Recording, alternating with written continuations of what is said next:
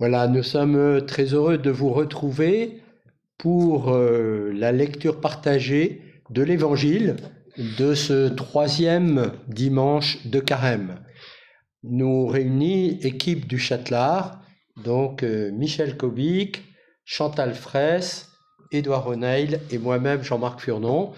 C'est nous qui lisons ensemble l'Évangile aujourd'hui, avec vous, de l'autre côté de la table, et nous essayons de l'accueillir en nous, tranquillement, par cette lecture et ce partage.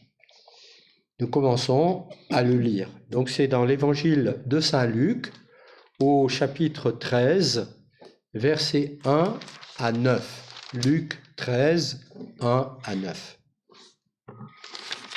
Un jour, des gens rapportèrent à Jésus l'affaire des Galiléens que Pilate avait fait massacrer, mêlant leur sang à celui des sacrifices qu'ils offraient. Jésus leur répondit, « Pensez-vous que ces Galiléens étaient de plus grands pécheurs que tous les autres Galiléens pour avoir subi un tel sort ? Ben, je vous dis pas du tout. Mais si vous ne vous convertissez pas, vous périrez tous de même. » Et ces 18 personnes tuées par la chute de la tour de Siloé, pensez-vous qu'elles étaient plus coupables que tous les autres habitants de Jérusalem ? Eh bien, je vous dis pas du tout. Mais si vous ne vous convertissez pas, vous périrez tous de même. Jésus disait encore cette parabole. Quelqu'un avait un figuier planté dans sa vigne. Il vint chercher du fruit sur ce figuier et n'en trouva pas. Il dit alors à son vigneron, « Voilà 3 ans que je viens chercher du fruit sur ce figuier et je n'en trouve pas, coupe-le. À quoi bon le laisser épuiser le sol ?» Mais le vigneron lui répondit, « Maître, laisse-le encore cette année, le temps que je bêche autour pour y mettre du fumier. Peut-être donnera-t-il du fruit à l'avenir. Sinon tu le couperas. » Nous pouvons prendre 2 minutes, 3 minutes pour relire tranquillement ce passage de l'Écriture qui nous est donné par l'Église, pour le lire chacun personnellement sur nos Bibles ou nos livres qui donnent les textes des dimanches et des semaines. Nous le lisons personnellement.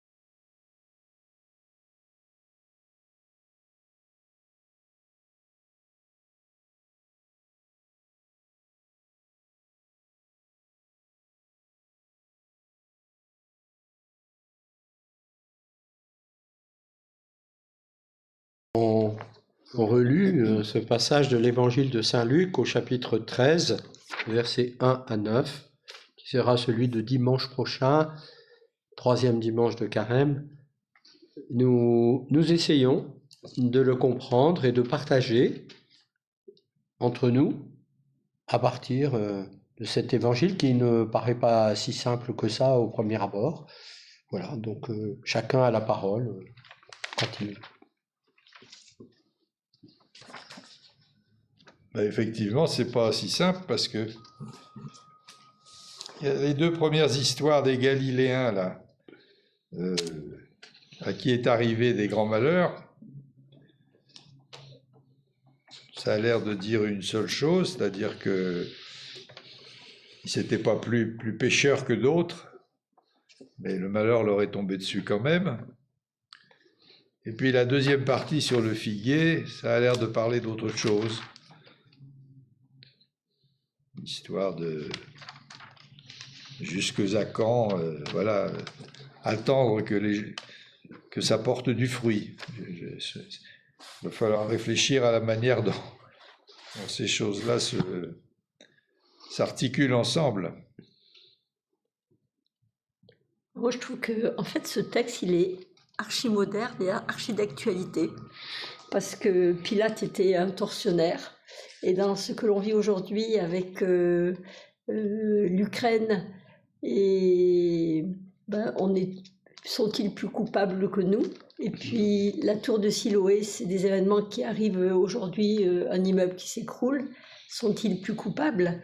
Je me dis que là, on est en face du mystère du mal, quelque chose que l'on ne connaît pas, mais qui nous invite, nous, à faire ce chemin de conversion. En fait, c'est comme ça que je l'entends. Moi, quand je lis au verset 1, ce qui était arrivé aux Galiléens dont Pilate avait mêlé le sang à celui de leurs victimes. Donc ça fait penser, hypothèse, que les Galiléens ont tué des gens, par exemple des Romains, et que des résistants, quoi, et que Pilate a fait tuer les Galiléens au même endroit, soit en représailles, parce que celui de leurs victimes, donc il y avait bien des victimes des Galiléens. J'essaye de comprendre. Je ne sais pas, c'est pas parce que le texte ici qu'on a, qui nous est donné dans... Pour la traduction liturgique. C'est pas le texte de leurs victimes, c'est mêlant leur sang à celui des sacrifices qu'ils offraient. Oui, c'est-à-dire des sacrifices d'animaux. C'est les victimes des sacrifices. Alors, le sacrifice du pardon, on a tué des animaux, le sang coulait. D'accord. Pilate a mêlé le sang de ces Galiléens au sang des victimes rituelles qu'il sacrifiait. Et il paraît qu'il a, dans sa présence, sa gouvernance, ça n'a pas été la seule fois, il a été plusieurs fois. Ce qui est intéressant, c'est aussi, je trouve, la répétition de deux événements. C'est pas parce qu'on est pécheur qu'on reçoit ce type de malheur, quoi. Comme dit Chantal, c'est pas parce qu'ils sont plus pécheurs que les Ukrainiens reçoivent Poutine chez eux, quoi. C'est pas la même chose, quoi. Mais ça veut dire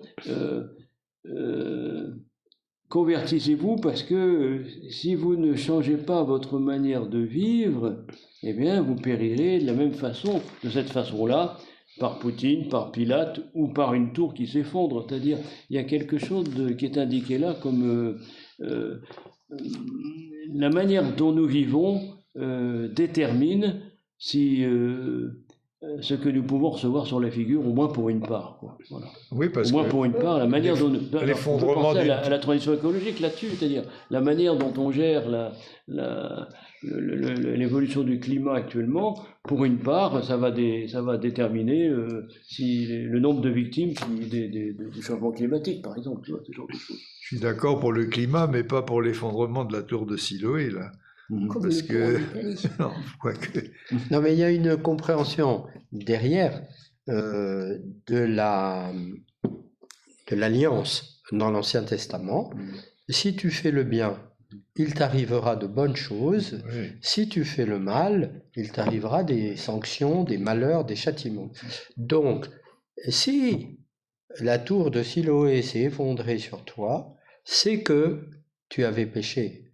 Si tu es aveugle de naissance, c'est que toi ou tes parents ont péché. Donc ça, c'est l'arrière-pays. Alors du coup, Jésus dit, comme pour l'aveugle de Siloé dans Saint Jean, il dit, ce n'est ni lui ni ses parents qui ont péché. Donc il arrête cette compréhension de l'alliance qui avait déjà été en partie arrêtée par les prophètes de la Nouvelle Alliance, et il dit, non, il n'y a pas de conséquence directe entre un malheur qui arrive à quelqu'un et son péché. Cependant, vous, eh ben, il est possible qu'aussi une tour vous tombe sur la tête ou qu'un malheur vous arrive, et comme eux, eh ben, votre vie sera finie. Donc, convertissez-vous et bougez-vous avant que votre vie ne soit terminée.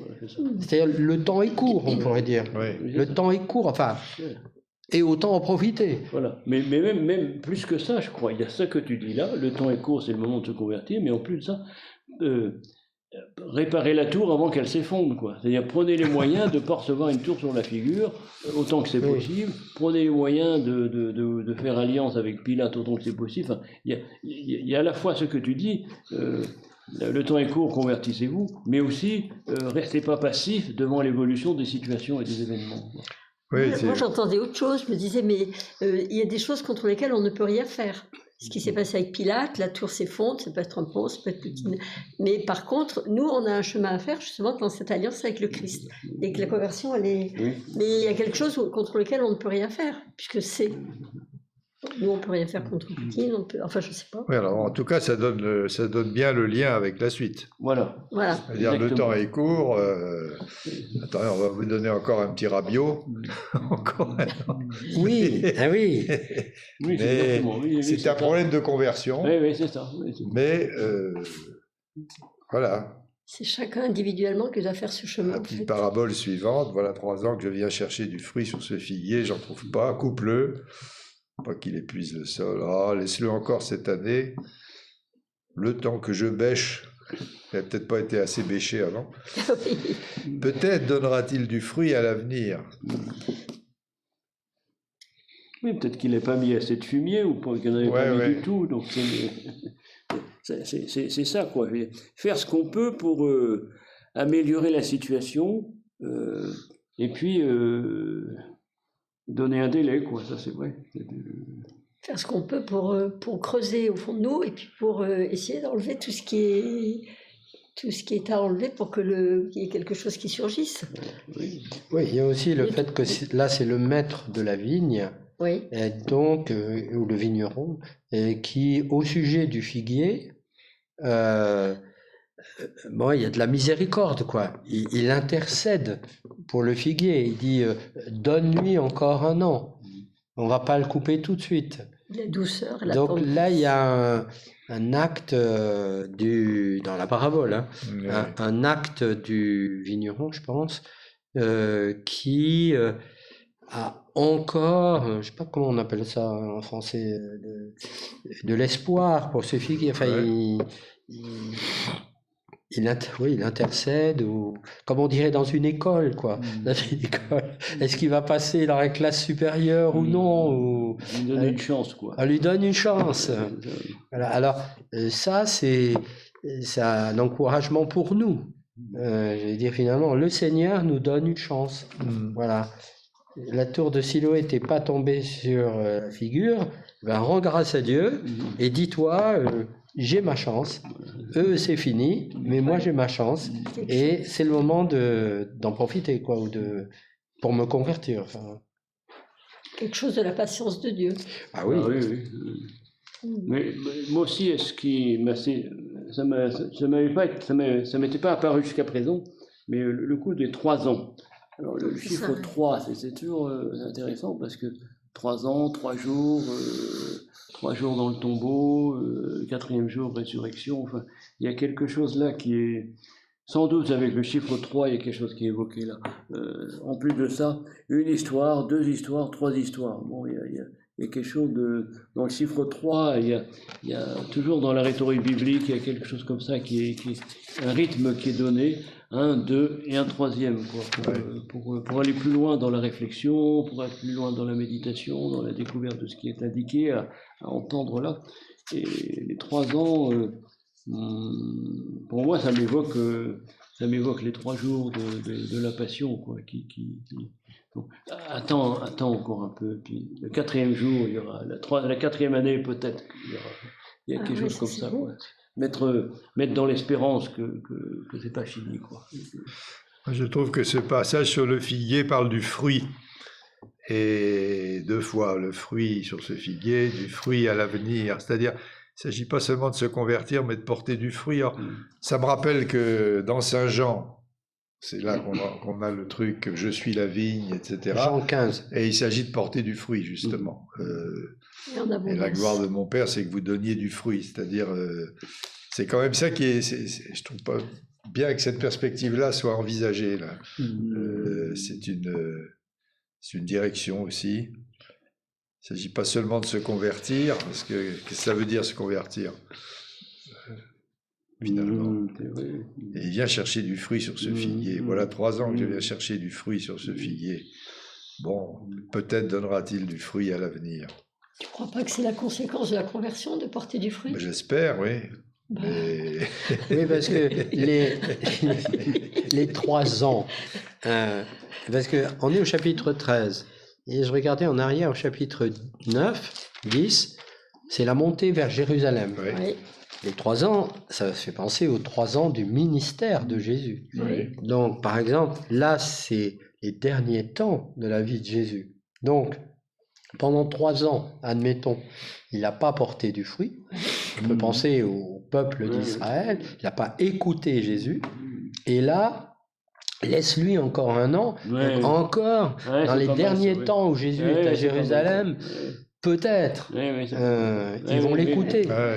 Et porter du fruit, c'est mettre en pratique la parole. Quoi. Enfin, c'est pas mal. donc, heureux ceux qui écoutent mes paroles et qui les mettent en pratique. Quoi. Oui, c'est pas mal. On peut le comprendre aussi comme ça. On peut le comprendre comme ça.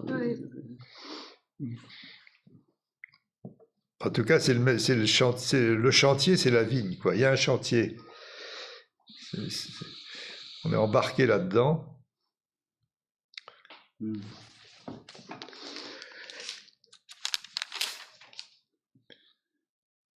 c'est planté dans sa vigne. Oui, ça fait 3 ans que je viens chercher des fruits sur ce figuier. Oui. Un figuier, c'est fait pour donner des fruits. Voilà. Alors, il n'en a pas.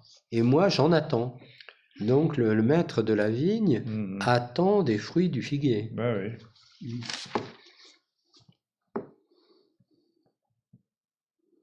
C'est dur cette phrase. Pourquoi donc use-t-il la terre pour rien?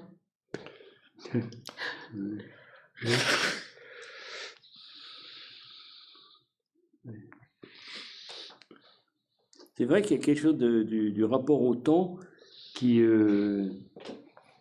se substitue à ce qu'on évoquait tout à l'heure, la sanction d'un péché, quoi. L'immédiateté de t'as pas mené une bonne vie, crac, tu reprends une tour sur la figure. Bon, et là il y a en opposition à cette sanction-là. Il y a une autre perspective. Quoi. Aujourd'hui, il y a quelque chose de possible. Aujourd'hui, il y a quelque chose qui t'appelle aujourd'hui. Ça réouvre le côté fermé des 2 premières histoires. Oui, c'est ça. Ça réouvre. Et ça ne répond pas à la question, donc, pourquoi la tour de Siloé est tombée sur mes cousins? Ça n'y répond pas. Non. Parce que l'ancienne réponse, c'était parce qu'ils avaient péché. Oui. Mais maintenant, non. Non, c'est pas ça. Donc, mais alors pourquoi? Eh bien, on ne sait pas. C'est ça, c'est le mystère du mal, intégralement, non? C'est pas ça? Oui, parce qu'un malheur comme ça n'est pas intentionnel, forcément. Donc, c'est un malheur. Mais c'est pas contre ces gens-là, quoi. C'est par hasard qu'ils étaient là. Mais c'est pour ça que je vous dis pas du tout. Mais si vous ne vous convertissez pas, vous périrez tous de même. Oui. Alors, c'est ça qui est. C'est étonnant, ça. C'est là où c'est un peu étonnant. Vous n'êtes pas à l'abri de ça. C'est pas parce que ça vous est pas tombé sur la figure que ça vous arrivera pas. Non seulement c'est lié à la conversion après. Voilà. Oui, c'est ça qui est étonnant. Alors, ça, c'est nouveau. Vous n'êtes pas meilleur qu'eux, quoi. Voilà. Non, parce qu'il y a la condition humaine qui est la même pour tout le monde, avec les hasards heureux ou malheureux de l'existence.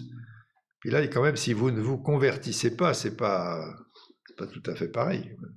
Une exigence, là. Mais l'exigence, c'est l'exigence qui va occuper la suite. C'est probablement une des raisons pour lesquelles l'Église a choisi ce texte en 3e dimanche de Carême de l'Évangile de Saint Luc, pour dire la parole entendue au mercredi des cendres, croyez à la bonne nouvelle, convertissez-vous, Convertissez-vous et croyez croyez à la bonne l'évangile, nouvelle. Oui, ou à la oui. bonne nouvelle. En fait, moi, je trouve qu'il est chargé d'espérance, en fait, ce texte. Parce qu'au-delà du mal qui peut nous tomber sur la figure si on ne se convertit pas, il y a quand même toute la tendresse de Dieu qui nous invite qui prend la patience d'attendre qu'on essaye de donner quelque chose, donner des fruits. Il y a quelque chose, comme tu disais, une ouverture assez inouïe, quoi. Ben, il y a un chantier qui s'ouvre pour toi aujourd'hui. Voilà.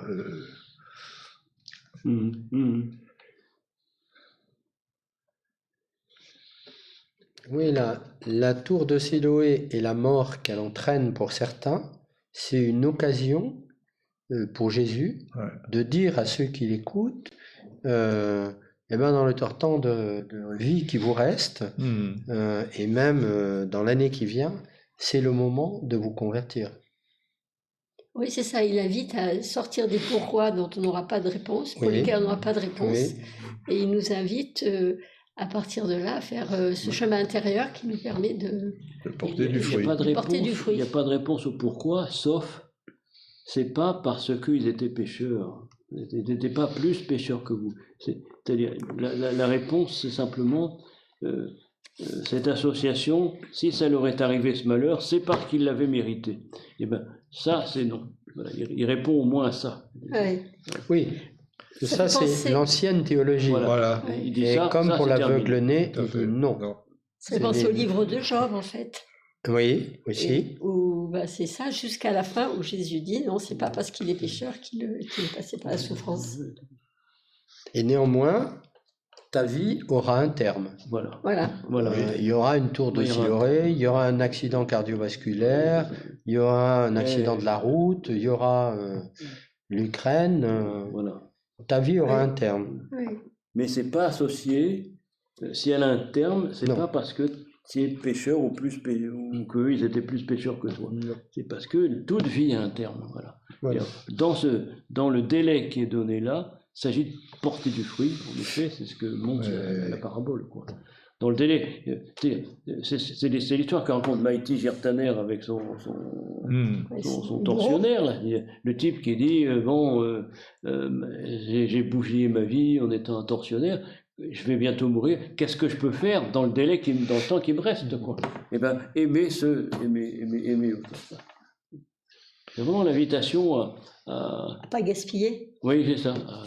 Et alors, lui, dans l'histoire, il va trouver inviter à 2 repas.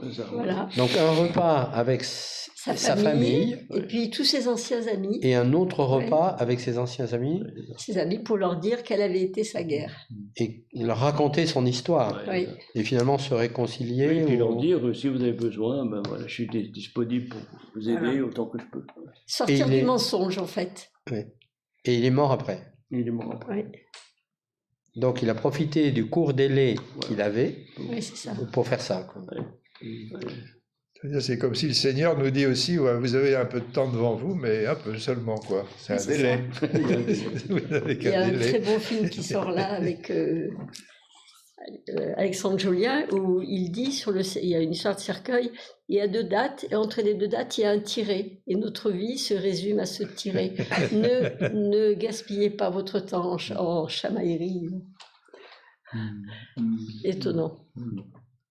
Voilà, donc nous avons cherché à lire avec vous cet évangile de Saint Luc au chapitre 13, versets 1 à 9, du 3e dimanche de Carême. Et vous pouvez continuer à le lire avec d'autres, à partager avec d'autres ou à le prier en vous arrêtant à un point ou l'autre qui vous a davantage retenu aujourd'hui. Et nous vous retrouverons dimanche prochain pour le 4e dimanche de Carême pour lecture partagée avec l'équipe du Châtelard. Très bien.